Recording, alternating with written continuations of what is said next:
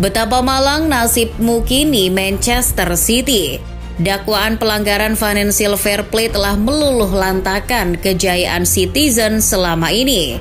City kini OTW jadi tim pesakitan setelah sanksi berat menantinya. Borok City yang dicatat sejak kepemilikan Abu Dhabi itu kini telah terkuak. Kebencian sebagian publik kepada City yang selalu seenaknya membeli pemain dan seenaknya juga mendominasi Liga Inggris kini terbayarkan. Namun jika diingat sebelum era Abu Dhabi yang bermasalah itu, City harusnya berterima kasih dahulu pada Taipan asal Thailand yang membuat namanya mulai berkibar. Asal tahu saja, City tak ubahnya dulu adalah klub yang hidup segan, mati pun tak mau. City pada musim 2006-2007 memecat pelatih Stuart Pearce dalam kondisi tim yang compang-camping setelah finish di peringkat 14 Liga Inggris. Sudah tidak ada manajer, tidak ada uang pula. Namun hal itu seketika berubah berkat keajaiban pada Juni 2007 ketika klub asal Manchester itu dibeli Taipan Thailand, Thaksin Shinawatra. Dilansir ESPN, mantan Perdana Menteri Thailand itu mengambil alih saham mayoritas City dengan nilai 81,6 juta pound sterling. Public Citizens pun seperti ketiban durian runtuh. Dan benar saja, perombakan besar-besaran dilakukan oleh Thaksin sejak kehadirannya.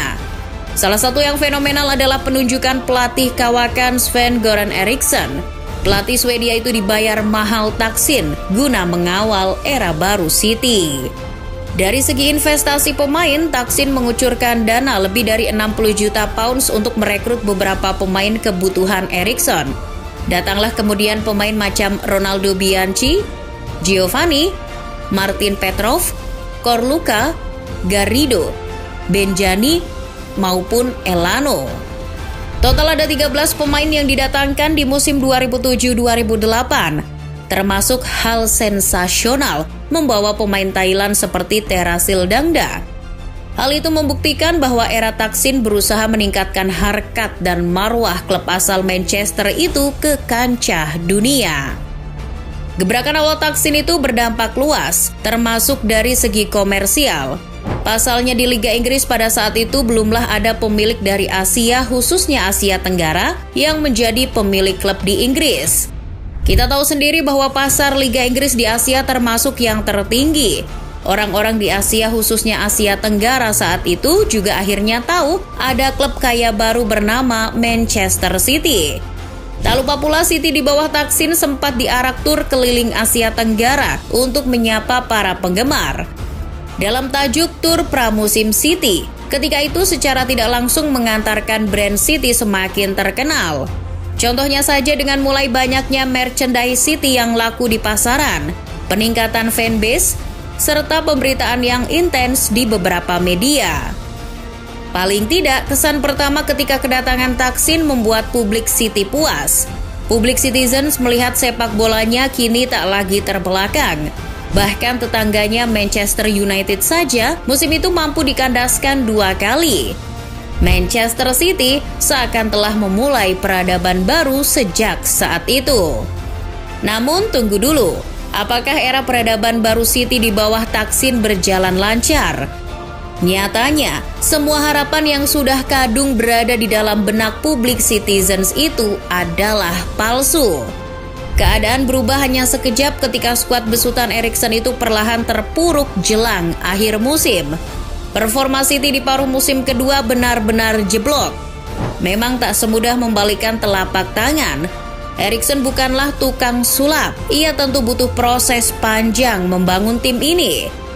Tapi di sisi lain hal itu tak diterima begitu saja oleh Thaksin yang sudah menggelontorkan banyak uang. Instan adalah hal yang diinginkan oleh Thaksin. Nah, inilah yang jadi biang kerok kenapa City di bawah kepemilikan Thaksin tak langgeng umurnya.